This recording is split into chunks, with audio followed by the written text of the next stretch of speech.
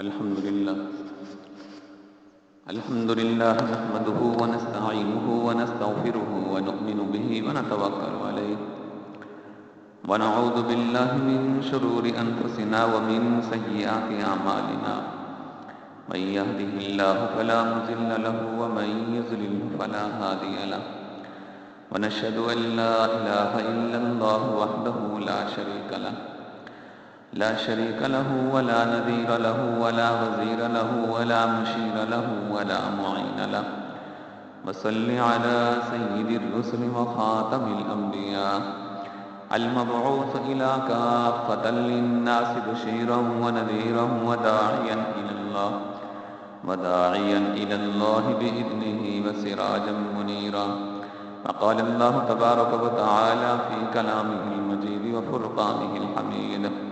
ومن أحسن قولا ممن دعا إلى الله وعمل صالحا وقال إنني من المسلمين. وقال في موضع آخر: وذكر فإن الذكرى تنفع المؤمنين. وقال في موضع آخر: وأمر أهلك بالصلاة واصطبر عليها لا نسألك رزقا نحن نرزقك والعاقبة للتقوى. وقال النبي صلى الله عليه وسلم: من رأى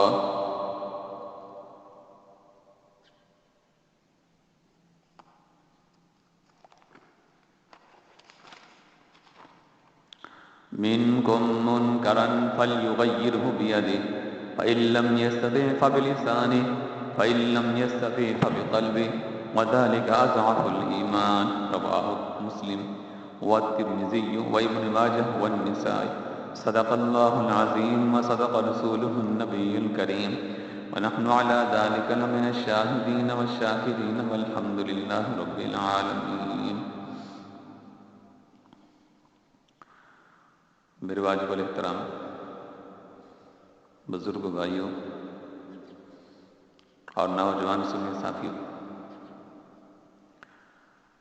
آج کی اس مبارک نشست میں دین کی تبلیغ سے متعلق قرآن اور احادیث کی روشنی میں استفادہ حاصل کرنے کی کوشش کریں گے، اور ہم سب نے یہ بات دل کے اندر رچا لینی ہے، بسا لینی ہے کہ ہم نے دین کا جھنڈا لے کر دنیا کے کونے کونے کے اندر پہنچنا ہے۔ آپ اندازہ لگائیں کہ قرآن کریم میں اللہ تبارک و تعالی متعدد مقامات پر دین کی تبلیغ کی فضائل بیان فرمائے ہیں۔ قرآن کریم کی آیت مبارکہ جو بھی میں نے آپ کے سامنے پڑھی ہے خطبہ میں، اس کے اندر بھی اللہ تبارک و تعالی نے اور ان جیسے اور کئی آیات ہیں جن میں اللہ تبارک و تعالی نے دین کی تبلیغ کا کہیں حکم فرمایا یا کہیں پھر ان کے فضائل اور مناقب بیان فرمائے۔ قرآن کریم کی آیت مبارکہ: ومن احسن قولا ممن دعا الی اللہ وعمل صالحا وقال اننی من المسلمین، اس میں بھی اللہ تبارک و تعالی نے دین کی تبلیغ کا حکم فرمایا ہے اور پھر ساتھ اس کی تعریف فرمائی۔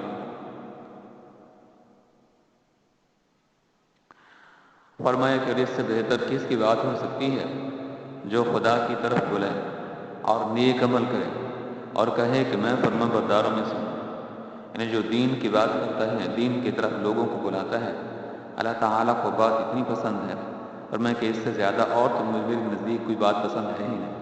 سب سے زیادہ پسندیدہ کلام میرے نزدیک وہی ہے کہ جو کلام انسانوں کو، لوگوں کو دین کی طرف بلانے کے اندر استعمال ہوتا ہے۔ فرمایا ومن احسن قولا، اس سے بلا زیادہ کی بہترین بات ہو سکتی ہے ممن دعا الی اللہ، کہ جو شخص اللہ کی طرف لوگوں کو بلاتا ہے تو وہ بولنے والا وہ جو کلام ہے اللہ تعالیٰ کو جب وہ اتنا محبوب ہے تو وہ بندہ اللہ تعالیٰ کو کتنا محبوب ہوگا۔ اسی طرح دوسرے مقام پہ فرمایا وذکر فإن الذکریٰ تنفع المؤمنین، کہ اے محمد صلی اللہ علیہ وسلم لوگوں کو سمجھاتے رہیے کیونکہ سمجھانا ایمان والوں کو نفع دیتا ہے۔ لوگوں کو دین کی تبلیغ فرماتے رہیے، ان کو سیدھے راستے کی طرف دعوت دیتے رہیے۔ تو اس میں بھی دین کی طرف بلانا، دین کی طرف دعوت دینا، اس سے اس آیت سے ظاہر ہوتا ہے۔ دوسرے مقام پہ فرمایا وَأْمُرْ أَهْلَكَ بِالصَّلَاةِ وَاصْطَبِرْ عَلَيْهَا، لا نسألک رزقا نحن نرزقک والعاقبۃ للتقوی، کہ محمد صلی اللہ علیہ وسلم اپنے متعلقین کو بھی نماز کا حکم کرتے رہیے اور خود بھی اس کی پابند رہیے۔ ہم آپ سے معاش نہیں چاہتے، معاش تو آپ کو ہم دیں گے، اور بہتر انجام تو پرہیزگاری ہی کا ہے۔ تو نماز کا حکم کرنا، لوگوں کو دین کی طرف بلانا، نماز کی طرف بلانا خصوصاً، اور دیگر دین کے جو باقی بنیادی چیزیں ہیں نماز کی طرح، ان کی طرف لوگوں کو دعوت دینا، یہ پیغمبروں کی سنت ہے، انبیاء کی سنت ہے۔ اللہ تعالیٰ محمد صلی اللہ علیہ وسلم کو، ہمارے پیغمبر کو حکم فرما رہے ہیں کہ آپ دین کی تبلیغ فرمائیے، تو امت کو تو یہ حکم بطریق اولا ہوگا۔ اسی طرح فرمایا یا بنی اقم الصلاۃ وامر بالمعروف وانہ عن المنکر واصبر علی ما اصابک ان ذلک من عزم الامور۔ یہ دراصل لقمان رحمۃ اللہ علیہ یا علیہ السلام دونوں قول ملتے ہیں، یا تو یہ اللہ کے ولیوں میں سے تھے یا پھر نبیوں میں سے تھے۔ یہ بہرحال انہوں نے اپنے بیٹے کو دنیا سے رخصت ہوتے ہوئے وصیت کی تھی۔ وصیت یہ تھی کہ بیٹا نماز پڑھا کر، یا بنی اقم الصلاۃ، میں تو دنیا سے رخصت ہونے والا ہوں، لہذا تم میرے بیٹے نماز کو قائم کرتے رہنا اور اچھے کاموں کی نصیحت کرنا۔ وأمر بالمعروف، اچھے کاموں کی، لوگوں کو بھلائی کی، لوگوں کو نصیحت کرتے رہنا، اور ونہ عن المنکر، اور بری باتوں سے لوگوں کو روکتے رہنا۔ واصبر علی ما اصابک، اور جو مصیبت تمہیں واقع ہو، تمہارے اوپر کوئی مصیبت پہنچے تو واصبر، اس کے اوپر تم میرے بیٹے صبر کرتے رہنا۔ ان ذلک من عزم الامور، اس لیے کہ یہ تو سارے کام ہمت کے کاموں میں سے ہیں، یعنی دین کے تبلیغ کرنا یہ بھی ہمت کے کاموں میں سے ہے، اور نماز پڑھنا یہ بھی ہمت کے کاموں میں سے ہے۔ اور جب کوئی مصیبت آ جائے تو اس وقت واویلا نہ کرنا، پیٹنا نہیں ہے، ماتم نہیں کرنا، چیخنا نہیں ہے، بلکہ اس کے اوپر واصبر علی ما اصابک، ثابت قدم رہنا، اس پر صبر کرنا ہے، کیونکہ یہ تو ہمت کے کاموں میں سے ہے۔ تو اس میں وأمر بالمعروف ونہی عن المنکر، اس میں امر بالمعروف اور نہی عن المنکر کا ذکر ہے۔ تو معلوم ہوا کہ جب حضرت لقمان علیہ السلام یا رحمۃ اللہ علیہ اپنے بیٹے کو جب یہ حکم کر رہے تھے، تو اس سے معلوم ہوا کہ اس وقت بھی اور اس سے پہلے بھی جتنے بھی انبیاء کے دور کے اندر ادوار گزرے ہیں، ان تمام کے اندر اللہ کا یہی حکم تھا کہ آپ لوگوں کو دین کی طرف بلائیے، لوگوں کو جو ہے تبلیغ کیجیے، اچھائی کا حکم کیجیے، اور برائیوں سے ان کو جو ہے روکیے۔ تو اللہ تعالیٰ کو یہ عمل اتنا پسند آیا کہ اللہ تعالیٰ نے ان کے اس عمل کو، ان کے اس بول کو، ان کے اس قول کو، اس حکم کو قرآن کا حصہ بنا دیا ہے، اور یہاں اللہ تعالیٰ نے اس کو نقل فرمایا ہے۔ اسی طرح دوسرے مقام پر اللہ تعالیٰ فرماتے ہیں وَلْتَكُن مِّنكُمْ أُمَّةٌ يَدْعُونَ إِلَى الْخَيْرِ وَيَأْمُرُونَ بِالْمَعْرُوفِ وَيَنْهَوْنَ عَنِ الْمُنكَرِ وَأُولَٰئِكَ هُمُ الْمُفْلِحُونَ۔ فرمایا کہ تم میں سے ایک جماعت ایسی ہونا لازمی ہے کہ خیر کی طرف لوگوں کو بلاتی رہے اور نیک کام کرنے کو کہا کرے اور برے کاموں سے روکا کرے، اور ایسے لوگ پورے کامیاب ہوں گے۔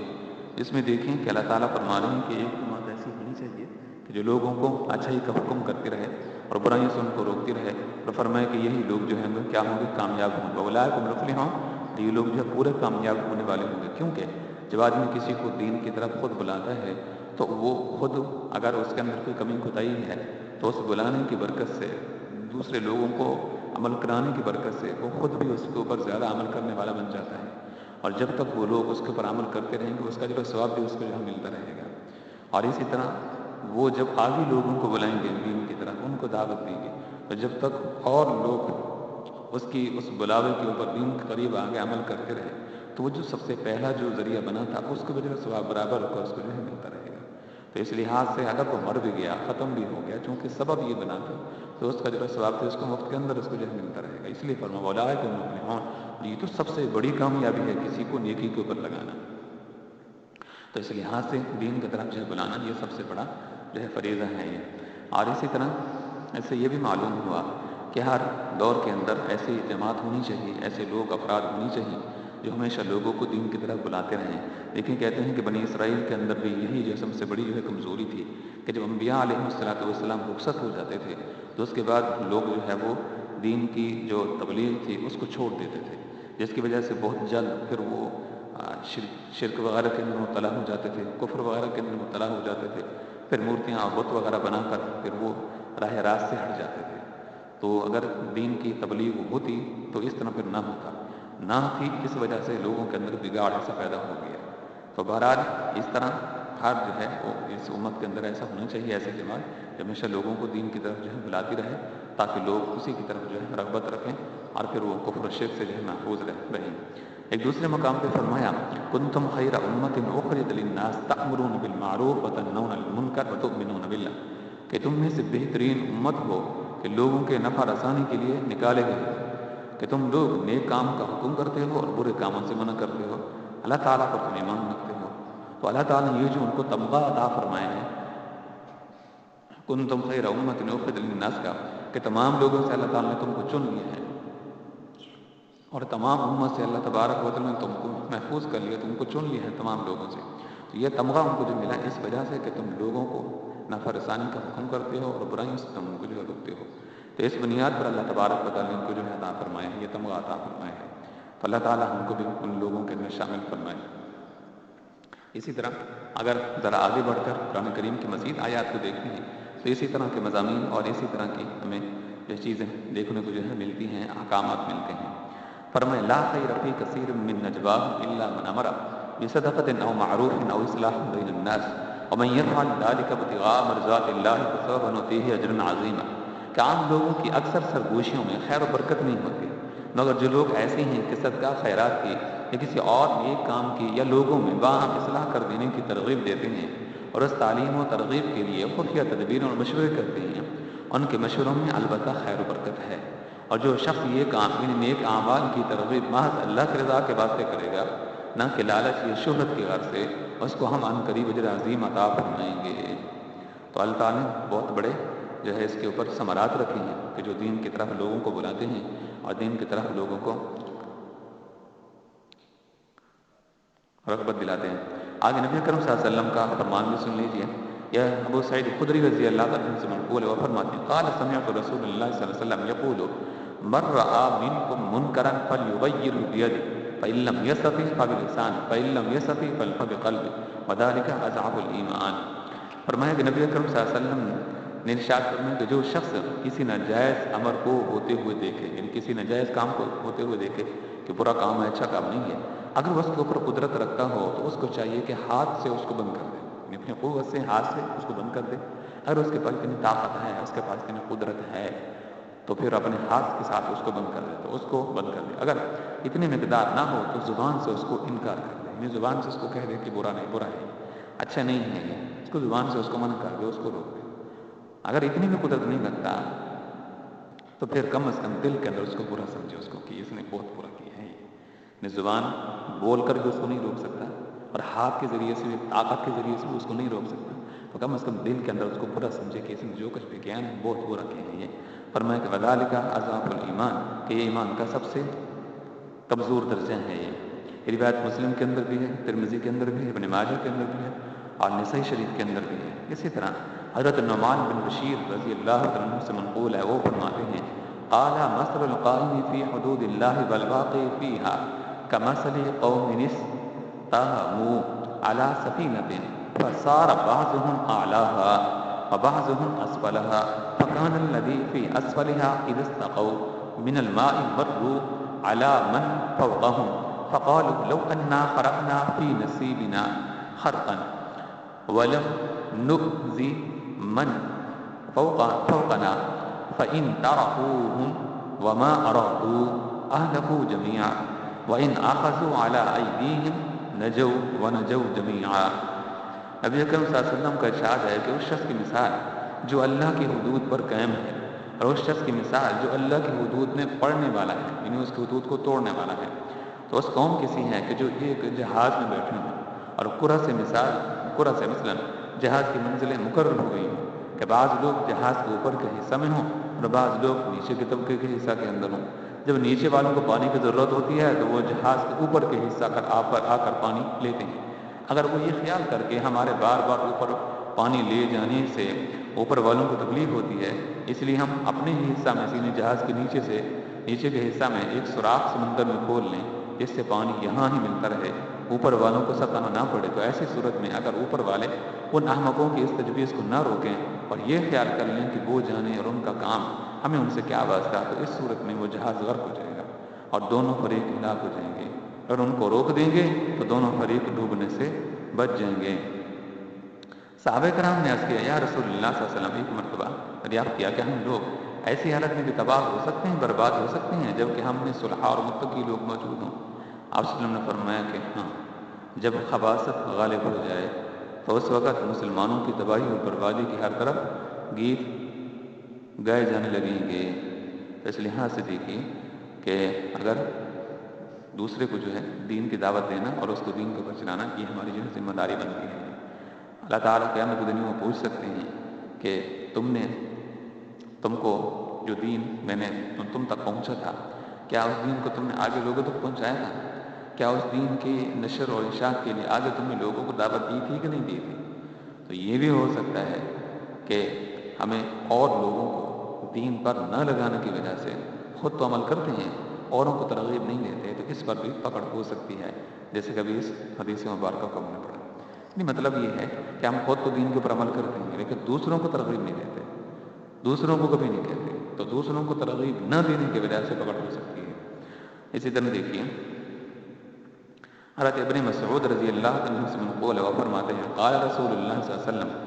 اول ما دخل النفس على بني اسرائيل انه كان الرجل يلقى الرجل فيقول يا هذا اتق الله ودع ما تصنع به فانه لا يحل لك، ثم يلقى من الغد وهو على حاله فلا يمنعه ذلك ان يكون اكيله وشريبه وقعيده، فلما فعلوا ذلك ضرب الله قلوب بعضهم ببعض، ثم قال لعن الذين كفروا من بني اسرائيل الى قول فاسقون، ثم قال كلا والله لتأمرن بالمعروف ولتنهون عن المنكر ولتأخذن على يد الظالم ولتأطرنه على الحق أطرا۔ دیکھیے نبی اکرم صلی اللہ علیہ وسلم کا ارشاد ہے کہ بنی اسرائیل میں سب سے پہلے تنزل اس طرح شروع ہوا تھا، یعنی تنزلی ان کی بربادی اس طرح شروع ہوئی تھی کہ ایک شخص کسی دوسرے سے ملتا اور کسی ناجائز بات کو کرتے ہوئے دیکھتا تو اس کو منع کرتا کہ دیکھ اللہ سے ڈر،